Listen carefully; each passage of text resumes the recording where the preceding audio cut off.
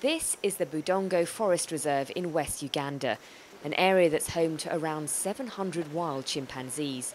But even in this protected forest, their safety is still jeopardised by a hidden threat: snares.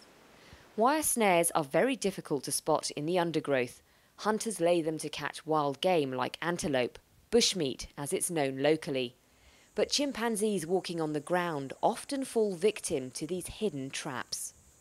Majority of the people around here hunt for domestic consumption, so feeding their families around Christmas time when they can't buy meat for their families, so they go into the forest and hunt.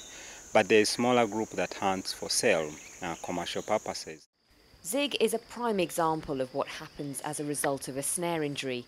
His right hand has been left crippled, and his case is not an isolated one. But conservationists here think they found a solution. A year ago, Dr. Babwatera and his team launched a goat scheme with 2 neighbouring villages.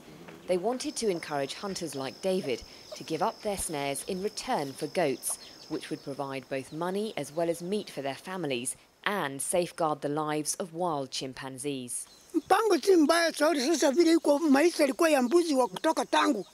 The scheme is quite good. People also had goats in the olden days. The support has come at the right time.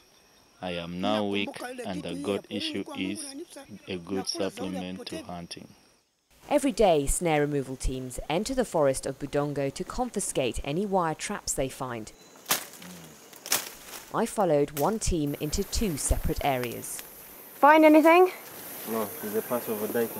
Initially, before we started this project, we were recovering about 240 snares per month. But once we started the goat project, we've dropped down to around about 5 snares per month. That's fantastic. And we think the 5, it's probably the remnants. We don't think they're putting in more. But in areas where the scheme hasn't been rolled out yet, the situation in the forest is very different. It's been about 20 minutes and we've already found a snare. It's very difficult to see, actually. It's camouflaged against the undergrowth, and what happens is that if a chimpanzee's hand gets caught in this particular wire, it'll tighten, and the more the chimp pulls, the likely it is to damage itself. It could cause an infection or maim. So these wires are very dangerous. Dr. Babwatera is cautious about hailing the scheme a success, but believes if the project can work in other surrounding areas, it could become a model that other villages could follow. And that change in attitude could make a real difference to the lives of future generations of wild chimpanzees here in Africa. Asha Tanna, BBC News, Uganda.